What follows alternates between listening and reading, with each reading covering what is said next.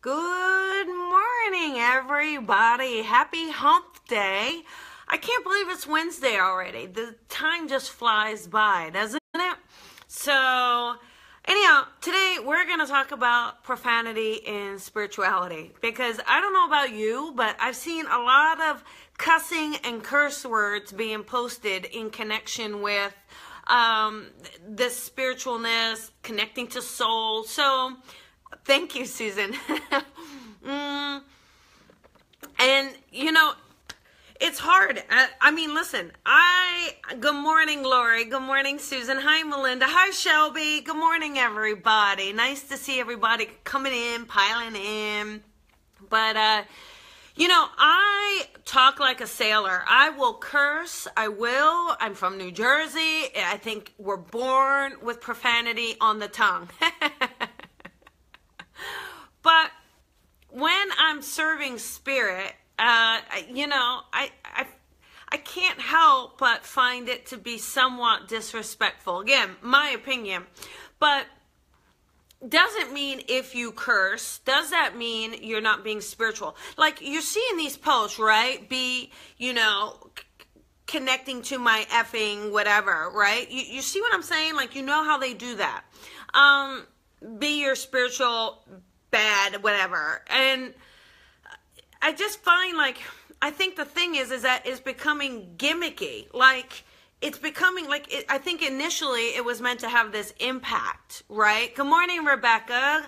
It's meant to have this impact, right? Like, ooh, I'm gonna be rebellious about it. But when you really look at it, it's like you're seeing it so much, it really loses its impact. It really loses the effect that we're trying to have. And again, if our goal, and maybe it's not our goal, maybe it's my goal.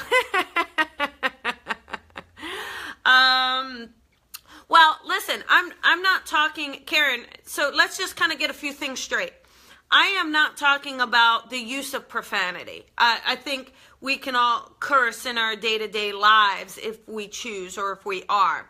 What I'm referring to is the Facebook post that you're seeing or somebody's live stream where they're dropping profanity left and right, telling you, I'm seeing these spiritual coaches saying be your, I'm not even going to say it here, but, they're using extreme profanity to kind of have shock value. And I think that's the case. It's like, if you're truly connected, if you're truly being in touch, if you're truly within the power, then there doesn't need to be a shock value. You don't need that extra language to try to pull people in. I mean, they're either going to be interested or not. And I think if our goal is to say, hey, to the masses, let's come on in, then why are we doing things that seem to be about shock value rather than about the gift of spirit, the gift of connecting with your soul, the gift of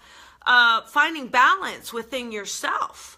So, and again, in my personal life, especially when I go home, woo! But I just would never, ever, ever create a Facebook post that is using curse words with the connection of spirituality. Again, that's just me. I'm just talking about me because I can. Good morning, Jeffrey.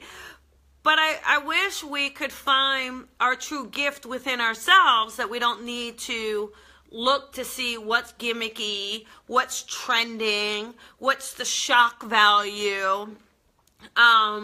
Because again, if the words themselves are powerful enough, if what you're saying and what you're believing and what you're connecting to is powerful enough, then you don't need the tools. You don't need those gimmicks to kind of get there. And I guess everybody has their opinion. Everybody has their own way to do it.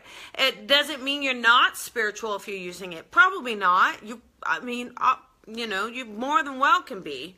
There's no guidelines, I think, but I just feel like it's becoming so over the top. It's becoming so like who can outdo who with the level of profanity you guys know what I'm talking. Give me some thumbs up if you guys have seen, or am I the only one like seeing these posts?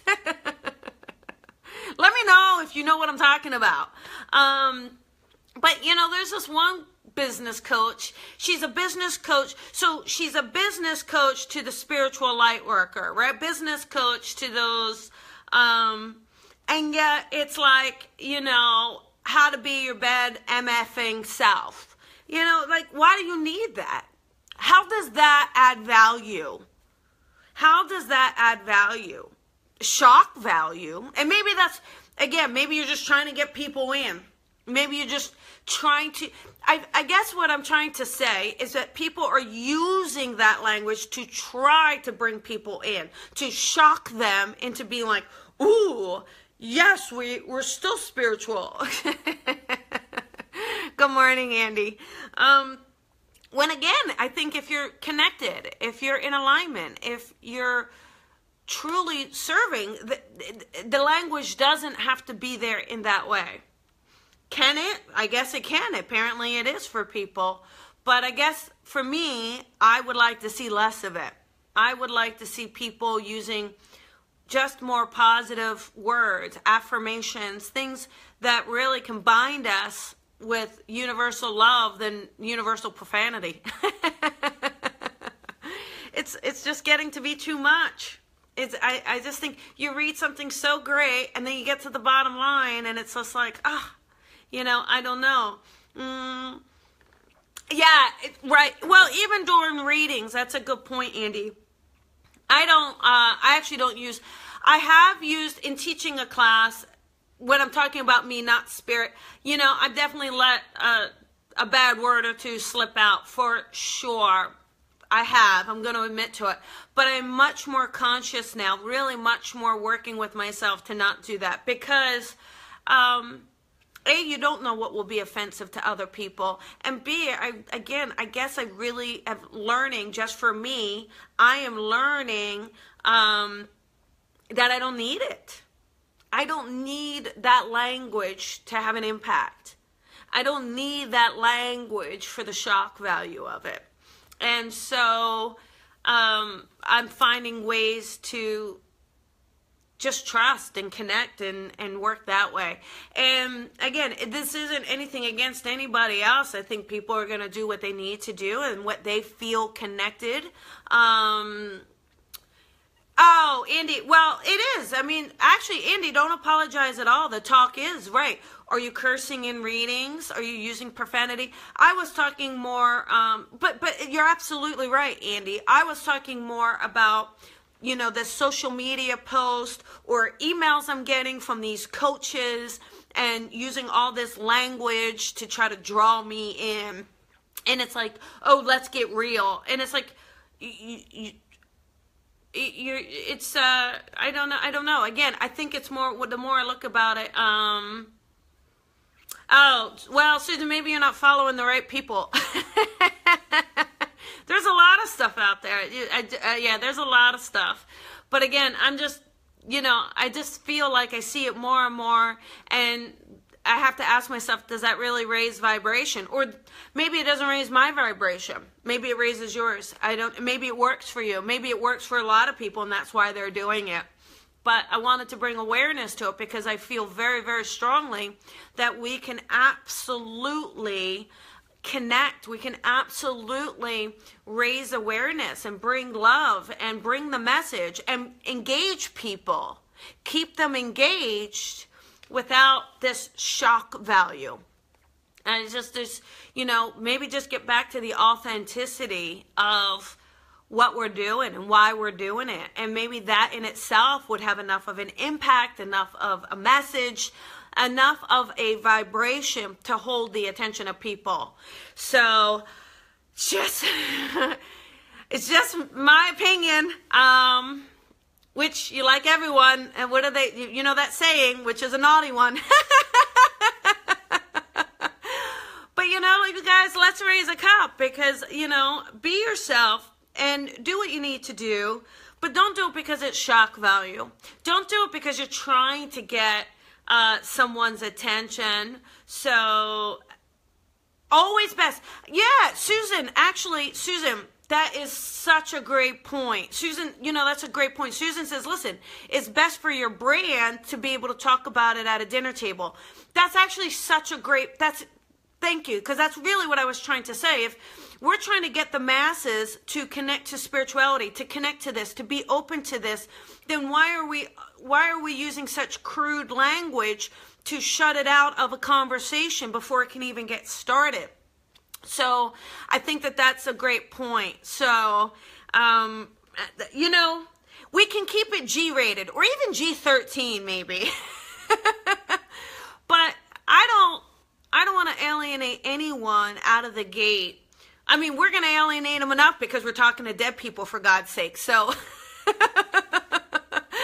I want to make it as nurturing and as loving and as comforting as we can, with the power of love, with the power of message, with the power of what we're doing, with the belief that we're doing it for the right reasons, so that we can all stay connected.